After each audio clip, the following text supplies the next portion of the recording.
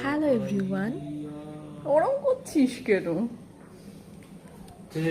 আমরা এখন যাচ্ছি ভিডিও করতে।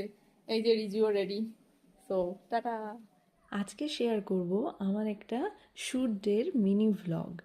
সেদিন খাওয়া দাওয়ার পর রেডি হয়ে ভাই এবং বোনকে নিয়ে বেরিয়ে পড়েছিলাম শ্যুট করার জন্য।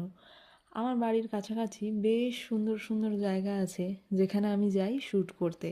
আজকে আমার আউটফিটটা এরকম ছিল। এই ভিডিও আমি অনেক আগেই পোস্ট করে দিয়েছি, আশা করছি আপনারা অনেকেই দেখেছেন বা দেখেননি যারা, তারা অবশ্যই চেক করবেন। ঠামার সাথে দেখা হয়েছে অনেকদিন পর। ঠামা আমায় খুব ভালোবাসে, আমিও খুব ভালোবাসি। সারা জীবন আমাদের ভালোবাসা অটুট থাকুক। Thank you guys.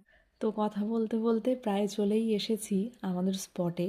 স্পট ভীষণই সুন্দর। আমার বাড়ির কাছাকাছি থেকে যারা আমার ভিডিও দেখছেন তারা অবশ্যই এই স্পটটি চেনেন এবং বহুবার গিয়েছেন, হয়তো ঘুরতে বা বিকেলের সময় কাটাতে বা ফটোশ্যুট করতে। যারা আমার বাড়ির কাছ থেকে দেখছেন, যারা এই জায়গাটি চেনেন বা জানেন, তারা প্লিজ কমেন্ট করবেন। আর আমি সেদিনকে চেয়েছিলাম কিছু ফাঙ্কি কিছু লুকের ওপর কিছু ভিডিও করব, কিছু হিন্দি সঙের উপরে। তো সেই জন্য আমি এরকম একটা আউটফিট নিয়েছিলাম। তো আমি যাচ্ছি যাতে সানলাইটটাও থাকে, কারণ সানলাইটটা ভিডিওর জন্য খুব ইম্পর্টেন্ট, আপনারা সবাই জানেন।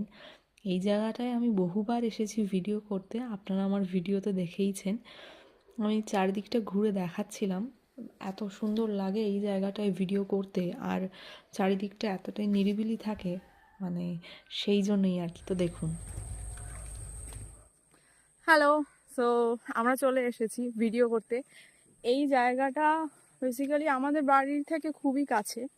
এত সুন্দর, মানে মানে কি বলবো, এটা একটা ট্যুরিস্ট স্পট হতে পারে।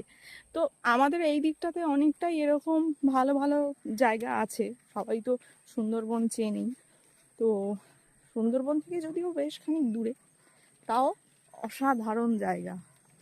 আমি আবার ব্যাক ক্যামেরা করে দেখাচ্ছি এখন কোথায় আছে। এত সুন্দর চারিদিকটা, মানে ভিডিও করে রাখার একটা উদ্দেশ্য তো অবভিয়াসলি সবাইকে দেখানোর, আরও একটা বড় কারণ হচ্ছে এই জিনিসগুলো থেকে যায় যখন কোথাও বেরোতে পারছি না বা ভিডিও শ্যুট করতে আসতে পারছি না। এই জিনিসগুলো ভীষণভাবে ইন্সপায়ার করে যে এত সুন্দর সুন্দর জায়গায় আমরা যাই বা ভিডিও করি, এই আর কি। হ্যাঁ, কিছুদিন আগে ব্রিজের ছবি দিয়েছিলাম। এটা যদিও অনেকটা ঘুর রাস্তা হবে, ঘুর না ঠিক, আমরা অন্য দিক দিয়ে গিয়েছিলাম, এটা অন্য দিক।